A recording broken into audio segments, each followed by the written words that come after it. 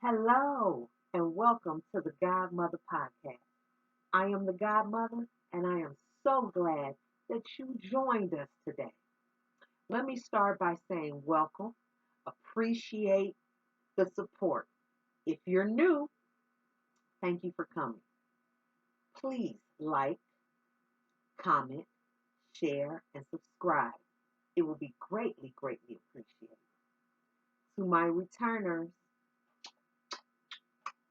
appreciate all your support, and please don't forget to like, share, comment, and subscribe if you have not already. For those of you who are new, who is the godmother? That is me. What does that mean? I am someone who comes to nourish your mind, body, and soul. What does that look like? That looks like uplifting, encouraging, inspiring, motivating you to your best virgin self. You might just need some compassion. You might just need some understanding. You might just need some knowledge, some information. I choose to give back in this way. With all of the testimonies that I went through, I want to be able to share my story with someone who can be able to utilize that as strength to keep going with whatever they're going through. I discuss topics based around individuality, family and home, education, occupation, and community. And I basically have conversations, I communicate, I have dialogue, I share knowledge and information. Now, let me go ahead and state this disclaimer and this disclosure. I am not a licensed technician, a doctor, a nurse, a certified legal assistant. I am a individual who has went through enough in her life and experienced enough challenges, obstacles, as well as achievement and accomplishments that I am able to share my experiences, my story, my testimony with someone else that could be able to help. And I'm doing it for no charge. So that is what the godmother does. There is enough negativity out here. I don't need to add to the negativity. I want to add to the positivity. So, once again, I am not a licensed or certified professional, technician, medical professional. So, if you feel that you need one of those, please seek that. I want to be able to nourish what it is that you already are watering and feeding yourself. A lot of times, the ones that's stronger don't have others that they can lean on because they the strong one. Let me be that one. Okay. So, like I said before, I am the godmother, but I also wear a whole other titles and hats. I am an artist. I am an author. I am an event planner, and I am a motivational speaker. My art, you can access pieces that I've already created, maybe already sold, because I basically make customized items. And so we do a consultation, and I get an idea of actually what it is that you want, and I customize your art piece for you. There's other art pieces that I make. You could check that out on my website, or go to my Pinterest page, or go to my Instagram page. And they are all under creative productions. If you look in my bio for my YouTube channel, you will see the link to my website. You can access my website, and then you can be able to access my other social media platforms. When it comes to my art and my author, I'm a writer. I have several publications out. I have a fiction book, a self help book, several journals, and a family story book, which is really an heirloom where you could be able to track and record your family members to be able to be passed down generations. You can also access all of those through my website. You can access my email if you have any problem getting any information. That way that you can be able to get an appropriate link to be able to access the different sites. I appreciate all the support, and I know that between my publications and my art, someone is going to definitely be satisfied.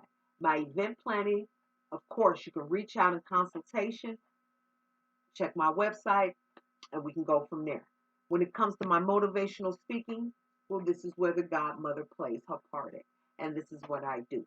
So, once again, for those of you who are new as well as old, thank you for coming. Now, normally I have my tea. So today, because it is hot outside, in addition to being hot, there is a smoke that is in the air that is so dangerous to wear that I'm definitely wearing a mask over my head, my face when I go out. That's a whole nother story. But I'm drinking some H2O, and it is so refreshing. Normally, for those who are new, I would have some tea. And I love tea, and I'm always open to any type of blends that you feel like that you can be able to suggest. Please let me know. I'm actually working because eventually I would like to have my own sample of my own blend. But anybody's tea, I'm open to it. In addition to that, I created what I call sharing my tea. And I made an acronym out of tea. And it stands for thankful, experience, and accomplishment. I will share, we'll talk about that later on in the segment. But yes, that is my way of sharing the tea. So now, with the godmother, I come to bring conversation, dialogue, communication, knowledge, and information based around individuality, family and home, education, occupation, and community. And so today we're going to talk a little bit in the community area because my thing is this is that I want to talk about what it feels when you feel like you're left out. You know, when you feel like nobody likes you or nobody wants to be around you. How does that make you feel? And I thought about this because the title of my segment today will be Inclusive Spaces. And I have a starter question.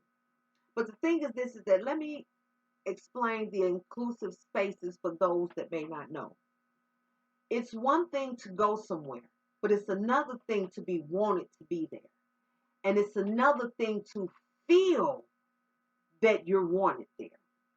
And when you are not feeling that, that doesn't feel good. That's that old quote, where is it that I want to go where I'm celebrated, not tolerated. So sometimes, and for those of you who understand what I mean, inclusive, if you know what inclusive means. Inclusive means I'm being included. Okay? And sometimes we're not always included, even if we're in a group or a circle. Like sometimes you have these individual cliques, right? So we're not really thinking of what somebody else is feeling if they're like, don't feel included. Okay? So it prompts a question that I'm going to ask today. How can we make the quietest person in the room feel completely included? I'm going to set up the segment. You know what I mean? Because I'm going to do one where it's that you have an office setting, and then I'm going to do one where you have a personal friend family setting. I'll start with the personal family friend setting because a lot of times it's more easier when we're family. We should be able to get that. So whether you're a family member or you're just, visiting, that setting where is it that you're around people and they're dialoguing and you feel like you're not included, it can make you feel bad. The question was, how can we make the quietest person in the room feel completely inclusive? One thing that I love to do, and this is my answer, I love to initiate the inclusive of that whatever individual by asking, what are your thoughts? Is this something you're familiar with? Especially when I notice it, because I know how that feels. So there's something that either the individual is lacking when it comes to confidence, comfortability, as far as being able to speak. So because I'm comfortable with speaking, what is it that I can do to be able to lighten that load for them, right? And so My thing is this, is that when you're thinking of a family, we could be brutal, we could be harsh, but everybody might not be comfortable and confident to be able to speak up or use their voice. So we understand that people may be quiet. My suggestion and my advice will be, don't look down or drag that because that's how that person is. It's a word that I'm looking for. Because that individual is quiet and isn't as flamboyant, as isn't vocal, as isn't loud, as isn't interacting than you. Don't look down on them or make them feel like they don't belong. Why not show them where they can be more comfortable? Because guess what? They're human beings, and I guarantee you that they have some feelings. So as a family member, you can be able to be, you should be more closer or more open to be able to say, hey, how you doing? You all right? What you think? How do you feel? Have you ever tasted this? Sometimes people need that. And if you're the one that is more comfortable with being able to do it, then do it. I sat around for a long time being like that. And I used to be, it was my cousins. I had a lot of big cousins that told me about myself. They let me know that I needed to open up my mouth and speak for myself. I needed to be able to know what it is that I wanted help from and be able to ask for it. I also needed to be able to not just be sitting off in the corner like nobody likes me. I was dealing with so many emotions that I didn't even know how to talk to them about it because I didn't know the things that they was sharing. The problem is that I was going through so many issues by being unstable and figuring out things that I knew I had to do because I was a mother. I didn't have the time to get a lot of the experience that a lot of my family members did. So when we came together and we congregated and communicated on conversations, I felt lost because I didn't know. And in all fairness, because I love my family, there was much joking because I didn't know. So that's why I say, let's not do that.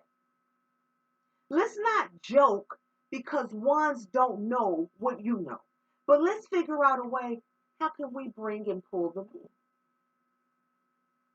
It's even the same way in a social circle or a friend circle, a peer group in school. But with family, it can get brutal ways that you could just get labeled ways that, they're quiet, they're weird, they don't say anything and this and that. They don't know how, or maybe they just don't like to do it how you do it. Have you ever asked them how they feel about anything? That's why I love. One thing is the unique thing about what I do, especially as an event planner. And this is why I say I bring together my art, my books, my event planning, and my motivational speaking all together. I bring an experience because I like to have everybody be included. I like to be the one because as a host, I love to go around and introduce myself to people. Hello, how are you? They're like, how you doing? You're such a lively speaker. Why not? How am I invite you or put a plug out for an event? Invite you to my event, and then I'm not going to work the room to see who's in the room to actually come out and support me. No, I'm going to work the room by going around and introducing myself because, of course, there's going to be some quiet ones sitting there. They're not going to, it's okay. That's why I do one signature thing. I always do a basket at my events where is it that I create a real nice one. And presentation is everything. I create a nice one, and for everybody that comes, you get a raffle ticket. You don't have to buy it. I give it. Now, there are instances where I simultaneously have baskets for sale and then baskets where it's that you buy raffle tickets for. But this is the signature. This is my way of saying thank you. Okay? So you get a ticket for coming in. Now, I'm not gonna sit here and say I'm gonna hold it for you, right? You don't stay to the end, it's going to the next person. But my point is that this is the signature that I do. I love to have inclusiveness when we're having an event. Most people just take the event as music and dancing and drinking, eating, we done. There's so many things. There's so many neat activities that we could be doing. Think about it. You do never fail when everybody does the electric slide. Sometimes the electric slide is the DJ's way of saying, let's get some inclusiveness going. Like I'm the DJ and I'm playing the music, but ain't nobody really dancing out there. You might got 3 or 4 people out there. But when I put that dang on slide on, that's inviting everybody to the flow. We have to know what ways that we can do uniquely to include everybody in the group. Now, family is usually easy because we're going to always, see them and we can work with them, but we're going to love them anyway. Now, when you're dealing with job settings and work settings or in the community, it becomes a little harder. Now, it takes some work and time to get to the point. I hold my head up high. I don't live for what nobody else think or say of me, right? My thing is when I'm walking down the street and you look at me and I look at you, hello. Even if you don't speak, you didn't look at me. But I didn't threw you off because I didn't say hello. But even though you don't speak, it's okay. I spoke. I don't wait for someone else to make the initiative. Now, I'm not going to tell you there's individuals that I completely do not deal with. So, of course, I'm not going to initiate any type of conversation or contact with them. But when it comes to community or social settings, I do be the one who navigates toward the one who is more quiet or off, standoffish, because I know how it feels to be like that. Now, a lot of people would identify me as aloof. Now, I'm not aloof. My thing is that I can stand up on my own. If you want to engage and you want to dialogue and build, let's do it. But I'm not going to chase you or run after it, and I don't need it to be in this setting because I'm going to enjoy myself regardless, which is why I know how to interact myself, right? I know how to go to the food and ask the waiter, well, what all they have? What would you recommend? What do you think? And then you go, oh, you got a nice little spoon. Thank you. That's just me. And especially if my spirit speaks to me.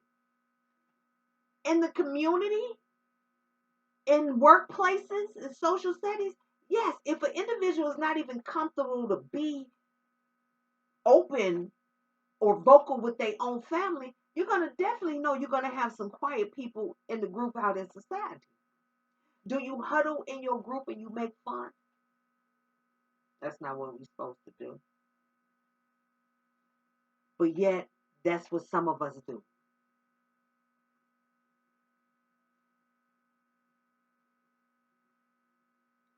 Socializing, you can have your limits as far as how you socialize and what level of information you disclose with your socializing, right?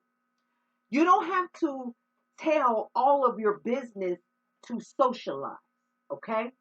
And I don't know, somewhere along the line, we think that that's communication. No.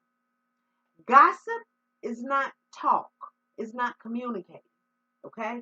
It is passing time. If you got that much time to be engaged in somebody else's life, yours should be squeaky clean. Okay? So my thing is this is that I don't have an issue with it, but some people do. And it could be a variety of reasons why is it that they either don't feel comfortable. Once again, they don't feel vocal. They don't know how to be vocal. They're not confident enough. Maybe they just don't like the individuals. Maybe they feel that the individuals make them feel even worse than they already timid up. We don't know. But I do leave a lot of that in the managers and the supervisors and the administrative department responsible. Because if you want your team to be able to work together as a team, you have to be able to do team building where they're able to bond and build together where they don't have to have somebody that's always quiet. I've worked in spaces to where is it that you could feel the tension in the dang on workplace. And I'd be like, man, sometimes they don't even say good morning. Well, good morning, grand rising, hello. But I believe somewhere along the line somebody put it into the what's the word I'm looking for? Like the rules and regulations, like you gotta say that, but it's even if it's not put in there, it's a good thing to do. When you enter the workspace, hello, how you doing? When we out in community, and I talked about this a couple videos back, some of us walk past our everyday neighbors and don't even say anything. Some people so used to living like that that they want to live like that and they want to tell you, leave me alone because I don't have no problem. But what happens to the individuals that feel left out so much? And we're going to speak of the community and the workplaces because when they felt so left out and they felt so abused and disrespected, and then now they want to come back and do harm to the whole environment because they feel like nobody ever took the time out to say, hey, you know what I'm saying? How you doing? How you feel? Do we not care? Does it matter? Or it's none of our business, so why does it matter? It could be all for someone. But if you haven't had that feeling, then you don't understand how it feels. If you have, then you understand how it feels when you feel left out. What's wrong with making a person feel included? Sometimes you're invited, but you're not included. It's just for the sake of taking up the space. Oh, I had a nice turnout. Did you socialize with everybody? Oh, girl, I didn't even know you was there. Did you look? People don't think like that. All I'm saying is that if we maybe work a little bit better and being a little bit more initiative to say, well, let me be inclusive. You don't have to be aggressive because if a person don't want to engage when you initiate, you've done your piece.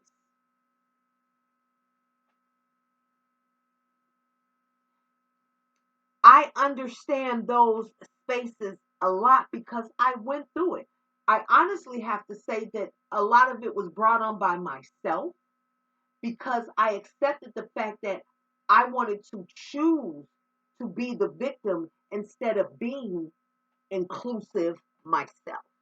I could be, but I wasn't.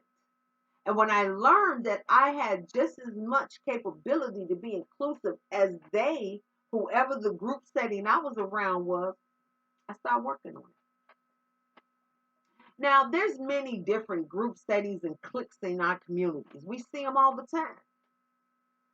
I'm saying the individual that's always sitting by itself, never saying nothing to nobody. You see him, you see her, you walk past. If she speak to you, do you speak? If they speak, do you speak to them? Inclusive spaces can be something that save a person's life. Low self-esteem is big. My children tell me all the time, they say, Mama, you walk around here with your head high and you be so low. Problem. I don't mind walking around with other people, but at the same time, I'm not going to force nobody to walk around with them. And just because nobody else will walk around with me, don't mean I'm not going to walk around. When I walk around, I am engaging. If I come across people that I know, and I've even seen individuals that I know that will look me dead in my face and won't speak, and I'll be like, how you doing? I'm all right, how you doing? And I'm like, are we uncomfortable to speak? But I don't take it personally because I know it's something going on with them. Either they're not used to it, and so it makes it not be habited. But me, I'm going to always include an individual that I feel like they just standing off. Especially if we're in a group or a room or a setting. Why not? How you doing? How's your day going? Everything's good. I don't think there's anything wrong with that. So I'm gonna go back to my questions. It's like, how can we make the quietest person in the room feel completely inclusive? And my answer is that we can be able to take whatever gift that we have, whatever specialty we have, because you have people that are confident in their speech and can talk, and then you have others that are not. The ones that are, what are ways that you can make the quietest person or that family member feel a little inclusive and not make them feel less than or pull them even more down because these individuals don't know how to speak from the heart or is confident like you do. It's not an opportunity to joke on it or make it the butt of a joke or a laugh. No, it's an opportunity to say, you know what? Let me work with them. Not as a project or, a patient. No, what I'm saying is this is that you have it. Talk to them. Because 9 times out of 10, especially if they're in your circle, in your group, they done been invited, they done been around, somebody done told them to come out, they know somebody. So somebody talking to them, somebody saying something to them. Well, how often do y'all say something to them? How long do you say something to them? And I've always been the one that navigate toward those that is in the room like that. Because I always have a tendency to notice, just like I notice the ones that's out in the community. I had to tell one today to get some water and need to go indoors because of the smoke of the air quality. It's just too much. But now let me say this. When I speak of inclusiveness, if you're in a setting, whether it be a room, a group, an event, there's obviously the individuals that's there, they were invited. Okay? You get what I'm saying? They were asked to come here. So it's safe to say that for you to make an initiative for inclusiveness, if you see them standing off or sitting off alone, quiet, or if they're just a quiet person, there's nothing wrong with saying something to them to prompt them to feel a little bit more comfortable to engage. I'm not speaking, and in the community, you're going in the community where you normally go. Okay? I normally go all throughout the community. So, yes, I see them. I don't want you to put yourself in danger. I don't want you to just intrusively and, go into somebody and say, I want you to listen to me and listen. I'm not telling you that. You have to be able to read the room and know when somebody just needs somebody to say, hello, how you doing? Hope you have an amazing day. Some people wait on that. Some people don't think they could ever get that. So, if you give it to them,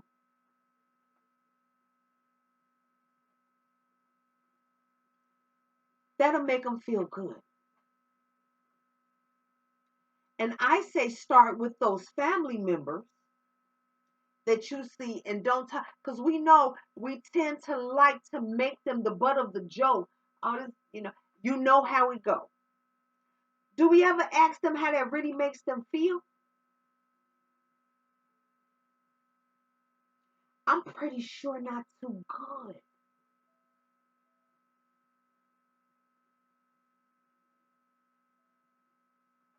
I don't believe not too good.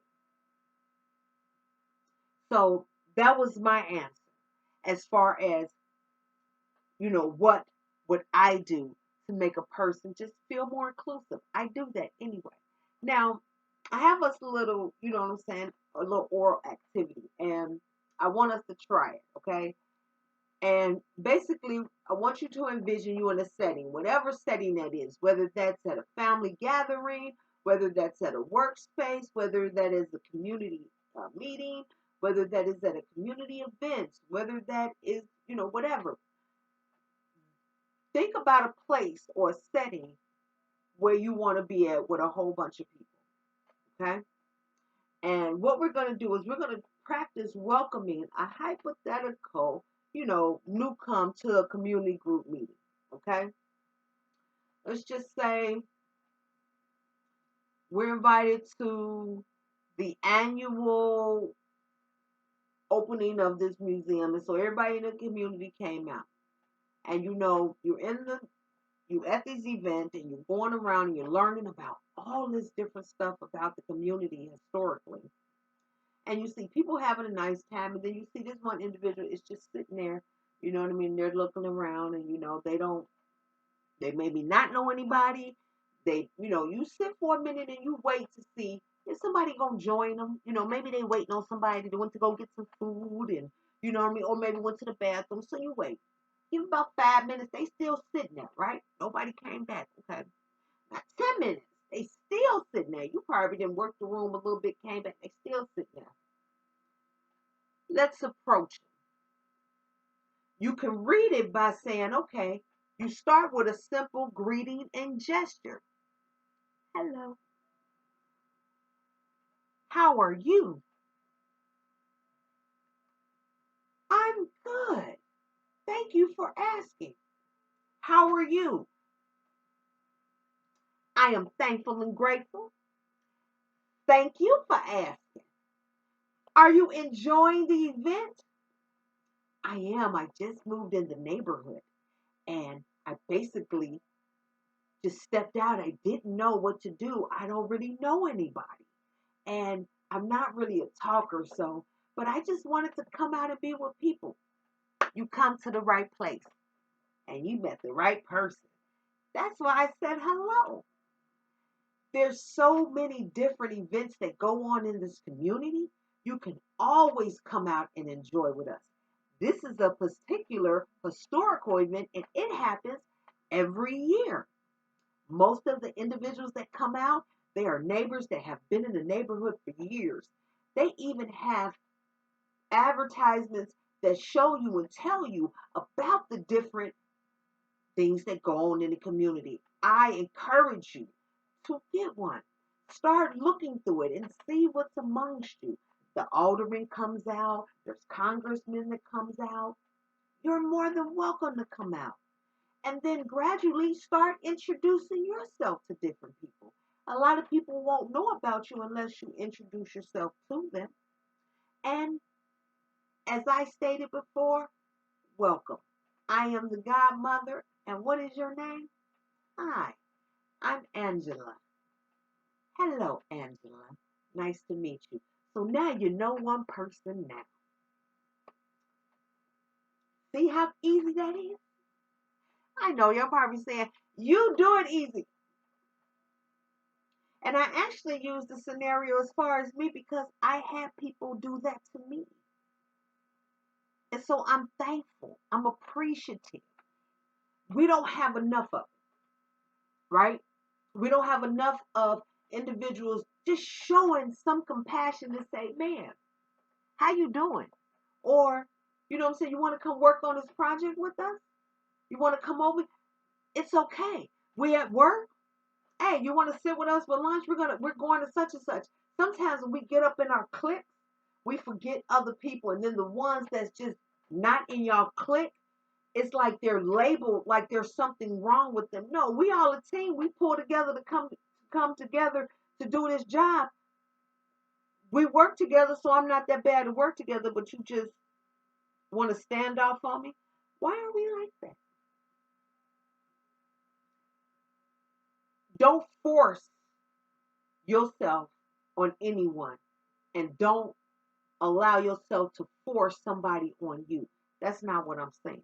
I'm saying when an individual has that timid and shyness about them and they don't feel as confident and comfortable with speaking how you confidently speak, why not initiate engagement?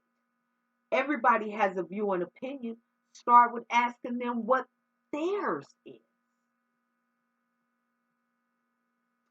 So once again, the title of this segment, Inclusive Spaces.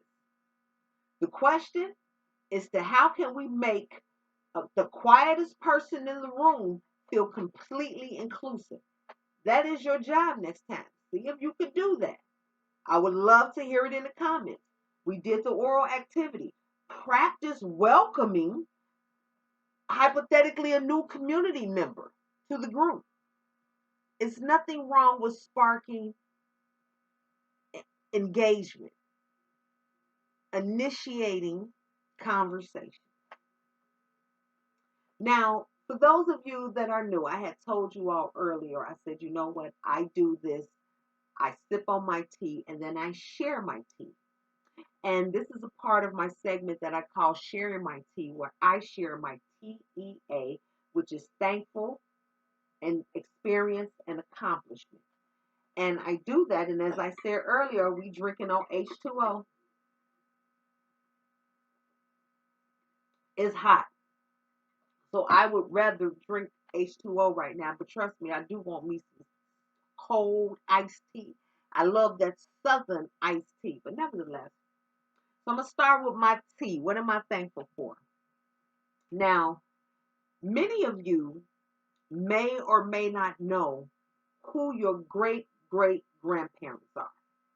Let alone you may have not met them. You don't even know what their name is. I used to know how that feels. And I'm so thankful that now, and I actually have kept a track or a record, and I'm creating a legacy book based off of it. But I now have my great great grandparents' names. And I'm thankful for that. I love to be able to create a guide and a map for my children, my offsprings, my lineage that's coming behind me to have a track of what they can research now. And I know many of us don't have that, and I encourage that. Just like I told you all earlier, I have a book. And I'm only pulling it out because we sit right here talking about it. I'm going to pull it out real quick. Hold on. I always say this. I get to talking about it, and then I never pull it out. And so I'm going to pull it out today. It's the family book, just so you can see it real quick.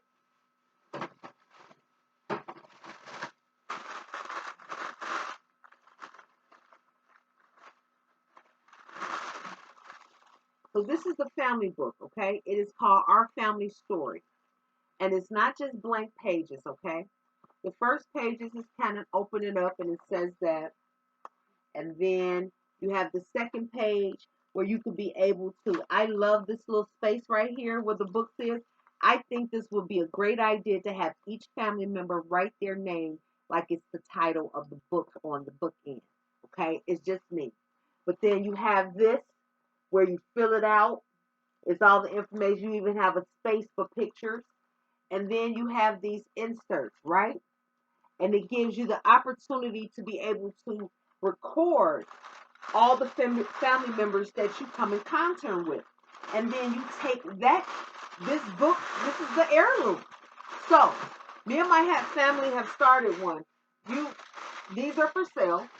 They're available on my, you can check my website out. You can also email me and I can send you the link, whatever the case is. But when I realized that many of us don't have the names of our great grandparents, I'm thankful that I have that now, especially since my mother is still with us and I was able to retrieve as much information as I could from her as far back as she could. So I'm thankful for that, you know.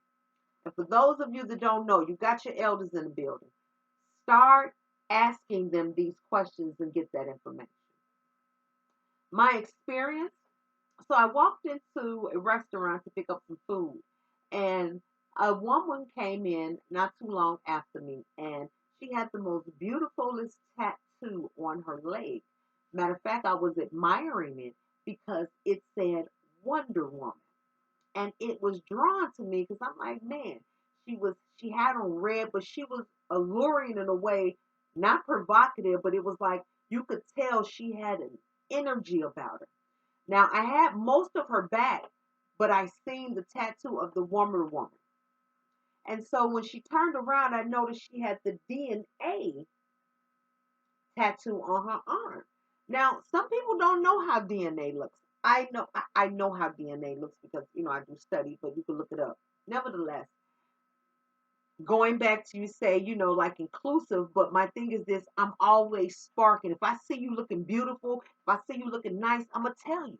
I'm not gonna wait or talk about it at the hand. So when she turned around and she had a beautiful smile, I say, I'm loving the tattoos. I said, really nice.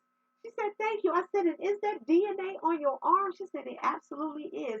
I said, that is beautiful. I said, hello, how are you? Gave her my name and she said, how you doing? And do you know her middle name is my first name? We dialogued, and before you know it, she done became a new subscriber. And the thing is this, is that she has such a welcoming energy.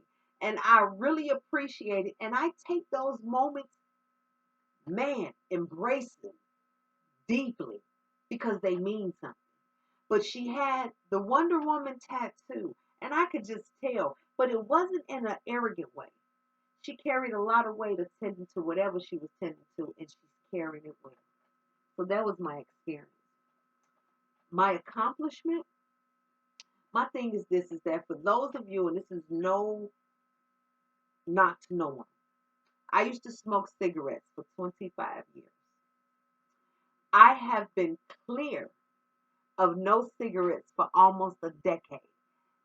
9 years. So I got one more year for a decade, but that is a huge accomplishment. I'm telling you, that is one thing I'm so glad that I got rid of.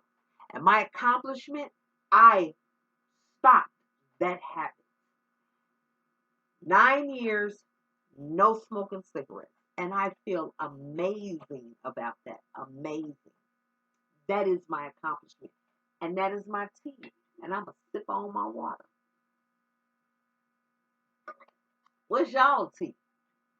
I would love to hear it.